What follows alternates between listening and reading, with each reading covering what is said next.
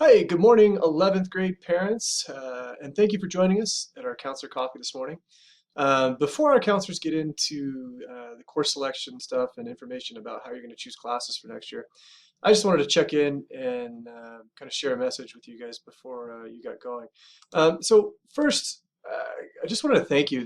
This isn't what school is about. We know it. In this time, we're not happy with how this is going, obviously.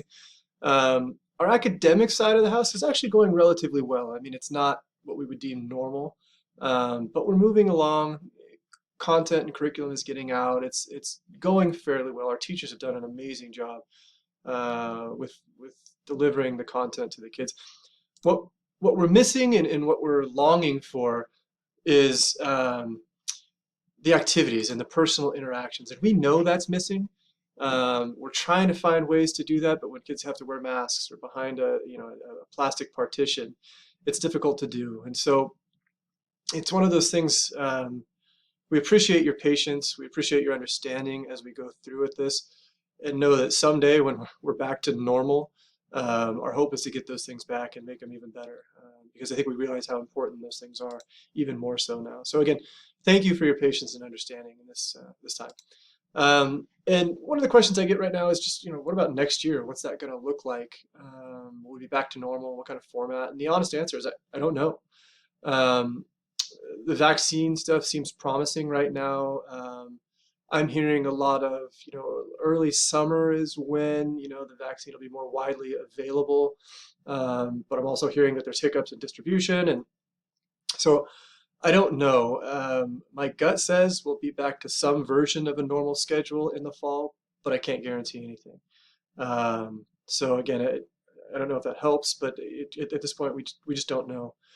Um, and so as you go through this and you start to look at choosing classes, I wanted to just kind of give you some ideas to keep in the back of your head. So, one of the things that I think kids and parents do when they're choosing classes is they're looking at college admissions and saying, okay, what do colleges want me to take? And we have to be careful with that because the honest truth is we don't know what colleges are looking for right now. The trend over the last few years has been looking at more kind of like a story and what interests are and more of a well-rounded student. But with this pandemic and that shift, we don't know necessarily what colleges will be doing because I don't think they know. You've probably seen a lot of stories and articles about the SAT and the ACT moving away, and so we're not sure. If anything, we don't want to make sure though is that your kids are taking classes that they're interested in and classes that they enjoy.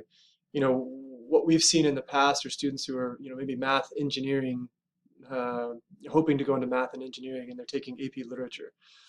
Not sure why they're doing that. They don't enjoy AP Literature. They're not going into AP Literature, I'm sorry, or a humanities program after high school. They're not interested in that, but they're taking the class. That's not something that I think we want to encourage. We want to encourage kids to take classes that they're interested in, classes that they enjoy. Um, and as you go through this, just make sure that your student is trying to be a well-rounded student, not just all schoolwork all the time.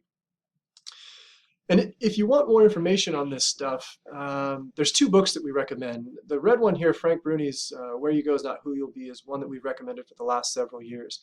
It does a great job just looking at colleges and college outcomes, like what happens after a student attends various colleges.